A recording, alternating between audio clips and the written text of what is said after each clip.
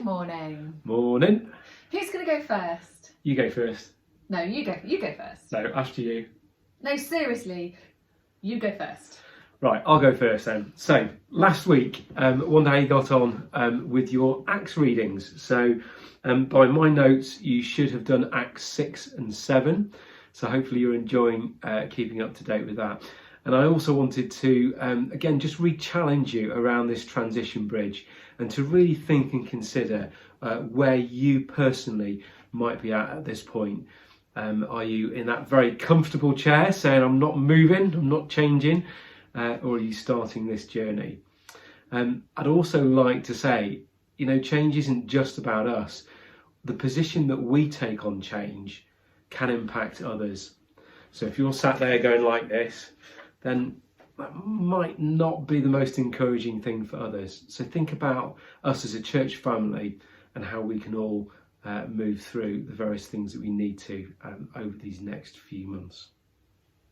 And I wonder if you spotted the Hope Lift and if you watched it. And what a super job Margie did of going first. Thank you for that, Margie. We don't plan to do them every week. Instead, they'll be updated as we record them. It's really quite brilliant to hear other people's stories of how Jesus has changed their lives. It brings hope to us all. So if you'd like to get involved, please do contact myself or Margie. It's a great opportunity for you to think about how you would share your story with a family member or a friend if the opportunity came up. We should actually be praying that the Holy Spirit will lead us to these sorts of conversations, especially at this season with COVID. Sometimes circumstances can feel hopeless. We'd like to talk to you about how to contact the senior leadership team. As part of the changes that we're making, we're wanting to look at how we communicate a little bit better and how you can make contact with us. So we're asking that you don't email us as senior leadership team members on our personal email addresses unless it's a really sensitive pastoral care issue. But for everything else that you might want to talk to us about, please can you use the following email address, and that's slt.hopechurch@gmail.com. That's slt.hopechurch@gmail.com, and you'll see information about that in the news sheet. Now, I'd like to share something very exciting with you this morning. It's about the church logo. Okay, there's already been activity behind the scenes for a little while preparing the way, so a huge thank you to the SLT for getting us started.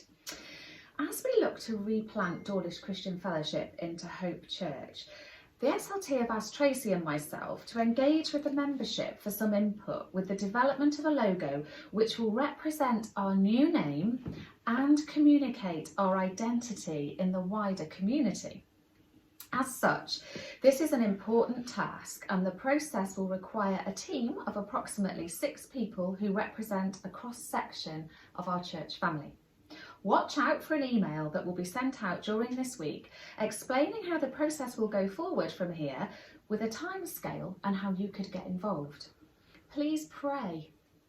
If the Lord has given you a creative gift, we'd love you to have the opportunity to use it in this team. Fantastic. Very good.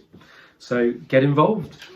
And then finally, we are starting to talk to various different groups about the detail of what this replanting looks like. We'll be engaging the deacons and trustees on the kind of next stages around about the middle of Feb, so that's only a week or so off.